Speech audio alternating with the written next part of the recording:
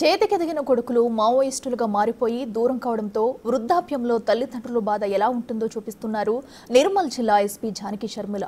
పోరు కన్నా ఊరు మిన్న, మన ఊరికి తిరిగి రండి అనే కార్యక్రమం ద్వారా ఆమె ఈ వినూత్న కార్యక్రమానికి తెరలేపారు.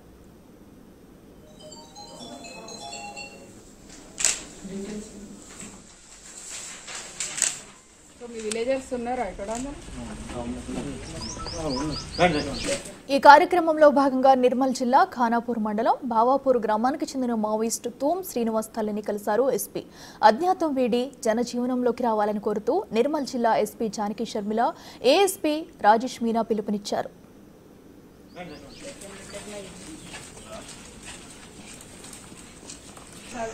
శ్రీనివాస్ తల్లి లచ్చవ్వను పరామర్శించి బట్టలు, నిత్యావసర సరుకులు అందజేసి ఆమెను ఓదార్చారు జిల్లా ఎస్పీ. శ్రీనివాస్ వనజీవనం వీడి జనజీవనంలోకి రావాలని కోరారు. ప్రస్తుతం మీ ఉద్యమం ఒక మునిగిపోతున్న నావ లాంటిదని, అందులో ప్రయాణించి మీ అమూల్యమైన ప్రాణాలు పోగొట్టుకోవద్దని హెచ్చరించారు. నిర్మల్ జిల్లా పోలీసులు ఎదుట లొంగిపోయి మీ కుటుంబంతో ప్రశాంత జీవితం గడపాలని కోరారు. ప్రభుత్వం మీకు పునరావాసం కల్పిస్తుందని హామీ ఇచ్చారు జిల్లా ఎస్పీ శర్మిల. మరోవైపు తాను చనిపోయే స్థితిలో ఉన్నానని, తన బిడ్డ తలకొరివి పెట్టేందుకైనా రావాలంటూ శ్రీనివాస్ తల్లి లచ్చవ్వ కన్నీరు పెట్టుకున్నారు.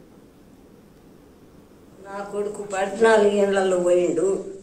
14 ఏళ్లలో పోయి ఇదివారం పత్తలేడు. నాకు మీరు గోలు కచ్చి నాకు తలబొర్రాయి పెట్టేటందుకైతే నా కొడుకు రావాలి. ఇంతే నేను కోరుకునేది ఏం కూడా లేదు. నా కొడుకు నువ్వు ఎక్కడున్నా కానీ రానా, నువ్వు నాకు పానం, నువ్వు రా.